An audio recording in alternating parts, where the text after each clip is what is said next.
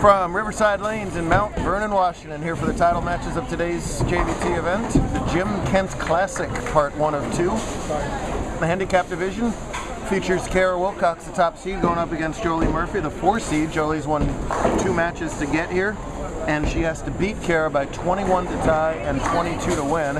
After 4 frames, it's Kara, however, who leads by 21, so she's doubled the handicap that she was getting. To the right, just getting started in the scratch division, should be a good one between 2 of our best, Bud Sicard playing Duncan Whitaker. It has not exactly been a carry contest so far in the finals. We'll talk more about that as we go. Right now, here's Wilcox in the 5th. Crosses over again, doesn't get to Brooklyn that time. Kara dominated the early portion of this tournament, qualifying first at plus 208. Slowed down quite a bit in the semis, though. Actually went minus in the semis. Still had enough to hang on to the number 1 seed, but that's a factor. So she hasn't really been doing her best bowling since literally about 3 hours ago. See if she can turn it back around here in the title match. She's had all this time to practice and stay loose. This also serves as the girls' scratch title match. Even though they both bowled in the handicap division, they had the 2 highest 5-game scratch female totals today. Jolie at plus 6 and Kara right behind at minus 20 or so. I love her. Right now, all the focus is on Mama Rosales' pumpkin chocolate chip cookies, so we might as well. Everybody was cheering for them, and now all of a sudden it's just a mad rush of the cookies. So, there she is. Credit the cookie baker right there for that one. Very good. I can vouch for them. They're spectacular. Meanwhile, Bud does Bud things and doesn't get that 8-pin out of there. He's open in the 2nd, and his body language told the whole story right there. Bud has managed to reach the title match by bowling exactly 1 game over 223. 2-0, 2-0, 2-0 to open the day, 240, 210, 2-0, 210, 220, and here in the stepladder, 207 and 204. So it's really a credit to him how well he was able to grind out these 2-0s, and you know, ever since the semis, it's match play. Beat your opponent in front of you in order to keep on going. No! Meanwhile, Murphy slams a solid 7 at an inopportune time. She had a strike working right there. She could have cut big time into Wilcox's lead. That is a rotten solid 7. Those of you who bowl a ton, if you listen really closely, you'll realize something. We're on twister pins. There's not too many centers right now that we go to that use these. It's an all synthetic pin, and they definitely do mix a little differently. They are more prone to these solid 7s, things like that. They on the converse side, boy, do they send a lot of messengers across the lanes.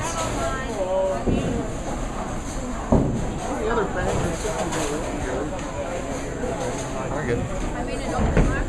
Duncan grabbed the top seed today with a great semifinal set, 748 for those 3, to pass Liam Hardman for that number 1 spot, and only have to win this 1 match to get his 5th career JBT title. One of the prettiest games on tour. Man, I like watching him bowl. But every single bowler, and now including Duncan, has had a hard time getting the ball to face up correctly on this pair. They are very much what the bowlers call cliffed these days.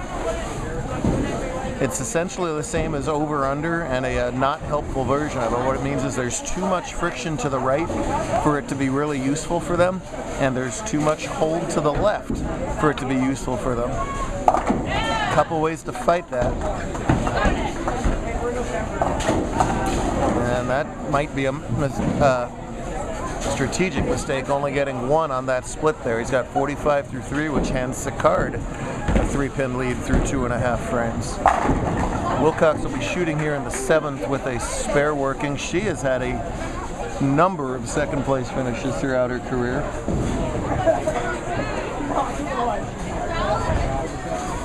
But no 1st place finishes. She would desperately love to end that streak. We've had a couple 2nd place repeat finishers break through for that 1st win lately. McConnell, of course, the notable one. Went on to shoot at 860 something, I think, in league this week.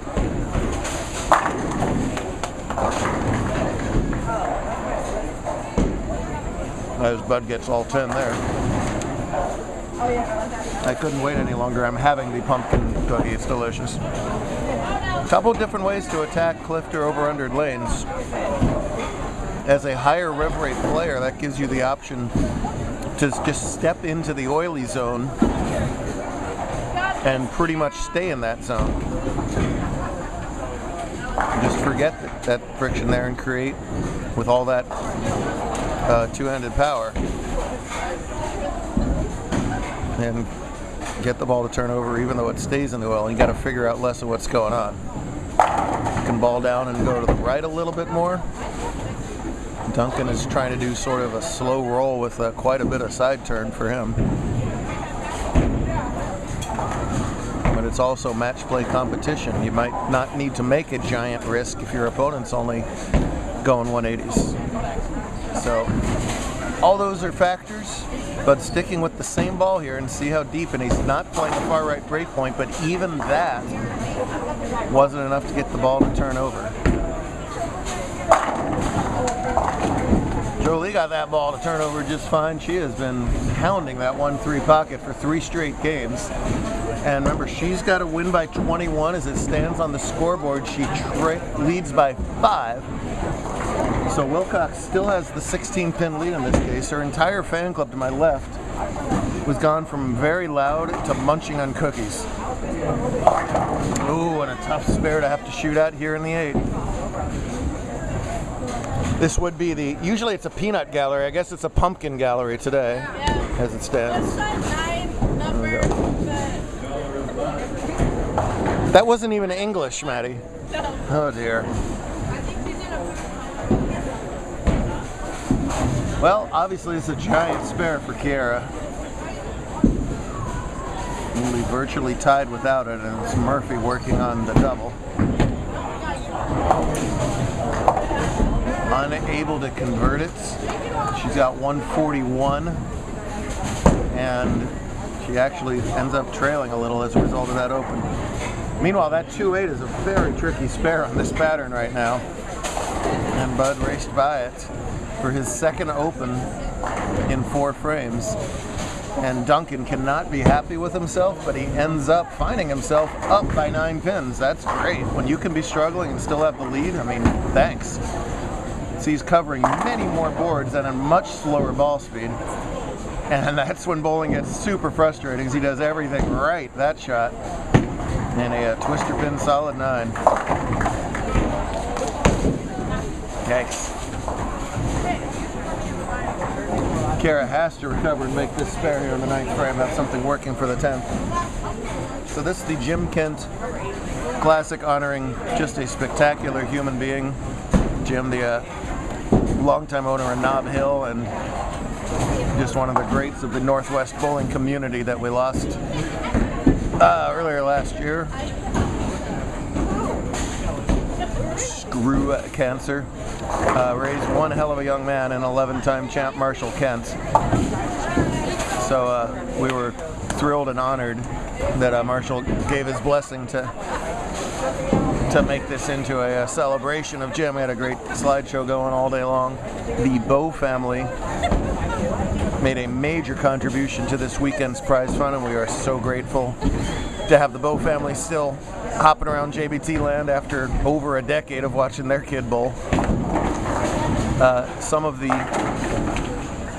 proceeds from various raffles and events at the PBA's Jim Kent Memorial went into this event's prize fund as well, so just a great collaboration all over the community, and we are thrilled to see it, and again honored to pay tribute to the Kent family. Duncan doesn't carry again, just a half-10 that time. Murphy left that 9 count that you see. There's Jolie and her 9 count. We're going to stay with her. She's in the 9th frame. Covers that up nicely, and now finds herself leading by 28 and giving back 21 of those pins. So it's a 7-pin match here in the 10th frame. Anybody's game who's going to show up in the 10th. Jolie had to double in the 10th frame of the first match just to get to this point, edging Haley Johnson by 7 pins, then a big time over Eric Roman in round 2. Liam Hartman has already won U17 with the win over Charlie Simperman, and here's Murphy in the 10th. Bam! Man, great shot from Jolie. Jolie from El Paso, Texas, making the long, long journey up here to almost Canada. She's done that a number of times and obviously likes the bowling up here in Western Washington. So she leads by that combined 21, so she can't completely shut out. I guess she can. All right, she can't now, so she would spare that for 197. Kiara can strike out for 179. Plus the 21 for 200. So Kiara's going to need a double in the 10th. Just a matter of doubling count.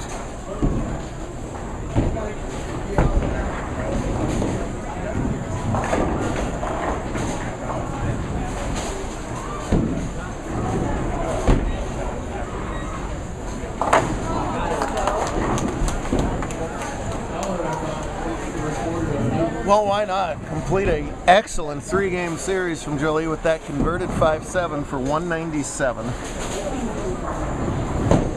For Kiara Wilcox to finally win her first career title, she needs all 3. No. 2 strikes and a bunch. Let's see if she gets the double. Jeez, math is hard. Must have the double and doesn't get the double, and oh dear. She has had some awful close calls, but it just goes to show how hard it is to win bowling tournaments. Came out of the gate today with 248 and 277 with pins, a 227 scratch game, which was her high in the day, but Jolie had been right on her tail all day long. She's going to catch her where it matters most here in the title match. Well, didn't have the spare either, so it changes the distance of the final, but not the result of the final, as Jolie Murphy comes through and the Texan takes down today's handicap division JBT title. Nice job out of the ladies there. Duncan really gave that one some room and some finesse. Pac-10 back there. Well, it's a 1-pin game over there. Anybody's game. This will be a 7th frame shot for Whitaker. We'll catch up on the scoreboard. That's Duncan's there on the left. Bud's there on the right.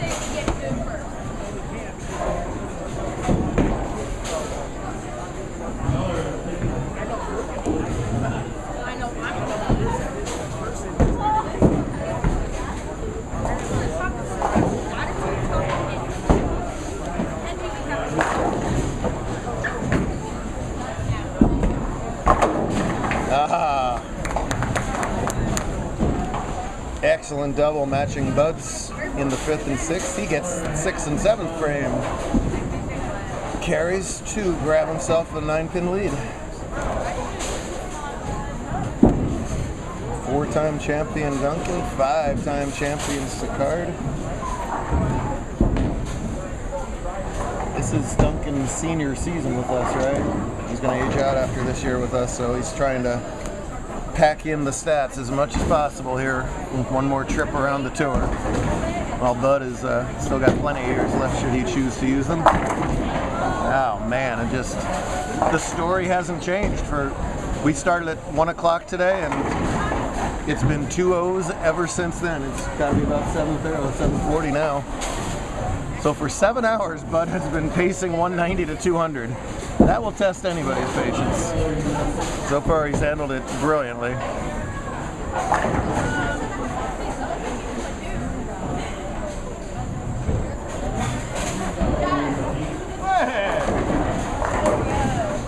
Oh, somebody showed up. Did you end up walking here or what? I was planning on being here last night. So we heard. Yeah, I was in the drive-thru, and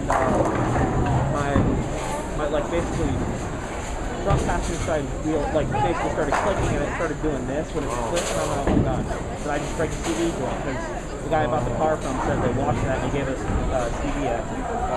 Turns out it's not that. That was in $450 to replace. But a Subaru specialty place, like it sounds like the center transfer case. Because it's whenever I try to start from a stop and turn it can't send enough power to the front since I'm turning the car wants to send power to the front. So the center can't do that, and so the front tries to compensate for it. But since there's not enough power for it to push to the wheel, it just locks the wheel. So, yeah. Anyway, Sounds fun. I could drive it on the freeway, so I drove 4 hours. For some reason. Getting the saga of poor Tyler Coates, who missed today's tournament with car issues. He's here, he's ready to go tomorrow. And just as I complimented Bud for keeping his composure, he whiffs that 9 count in the 7th and has handed Duncan a golden opportunity here. Oh, man! He's coming in so steep at the end there. You can see it as soon as you touch that friction what happens, but that's kind of a twister pin type of 4.9. You see Duncan shrug. He doesn't know that he'd do that much different. We got to do some addition here. 7.2 gives him 139. He'd lead by 6 if he gets 2 here. Let's see how he chooses to go about it. No, almost gets the bounce-orama. Instead, it is indeed that 6-pin lead, which is precarious. Spud's got that strike working. Wow. Duncan's low game of the day. Well, Duncan had one real outlier. We're not going to talk about game 2 anymore. It started with a 1. We'll leave it there. But his second lowest game of the day was a 195 back in game 5. So he's been locked in, including a 279 finale in round 2. It just shows you how touchy this title match carry is. 170 might well win this match, as now Duncan can only do a max of 189. Just when he had a chance to lock things up, Bud's going to have a chance to lock things up in his 9th and 10th. Frustrating pair. They bowled on this pair in the scratch semifinals, so they've seen it before. Just lanes continue to transition throughout the day, and it can be hard to hop on those changes, especially in a match play environment. Must have this spare, though. Spare's got nothing to do with the conditions. He has it. Well, in a day of mostly frustration where he's mostly kept it together, 2 things. He would love to finally find a way to string and end this match, but if he doesn't strike here, he can't let that affect his next shots. There's no reason for him to have 9 miss in the 7th frame.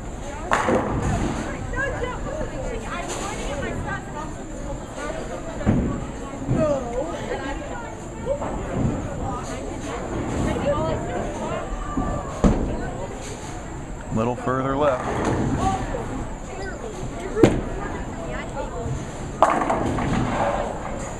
Man, went for a pure fallback shot on that. He wanted the farthest right that ball he wanted it to get was the moment it hit the pins. It's pretty much what happened. And, fours are up in the result in that case. With the spare, he'll trail by 6. Both bowlers with spares headed into the 10th frame.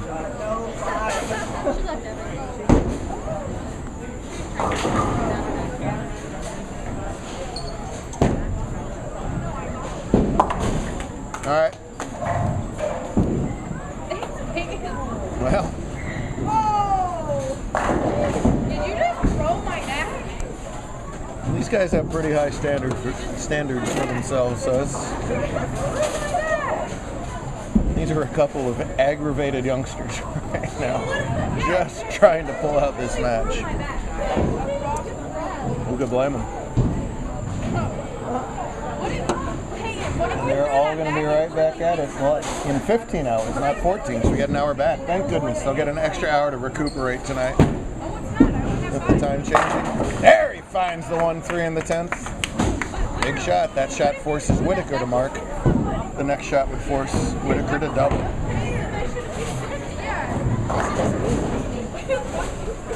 Kara went to the bar already?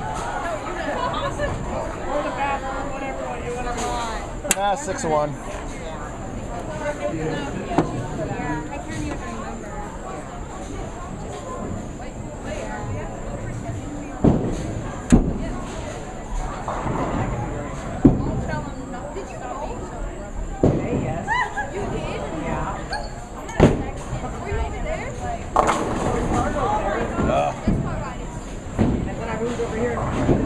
Just a small difference, maybe just a hair faster. And the ball went from crushing the 1-3 to skating right by, leaving that light 4-pin and giving Whitaker a chance to take it right back. He'll need 25 pins in the 10.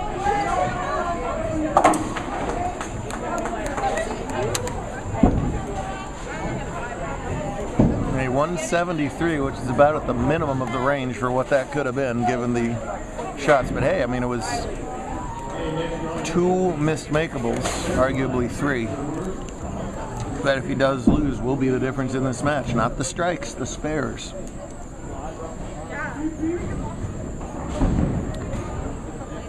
And now needs just a spare and 5 as a result. There you go. Well, it was kind of one of those I don't want it, you take it matches. No, you take it. No, I could never take it. No, you're a good kid, you take it. Oh no, it's been a while, you take it. One of them, but Whitaker will persevere and win his 5th career JBT title. 5 is an elite number around here. Heck, 1 is an elite number around here, but 5 is rare air that very few accomplish. And even catches the rare double for good measure. 180 something to 170 something. Not the highest scoring match, but still a fascinating game watching these talented bowlers try and zone in on whatever was going on here.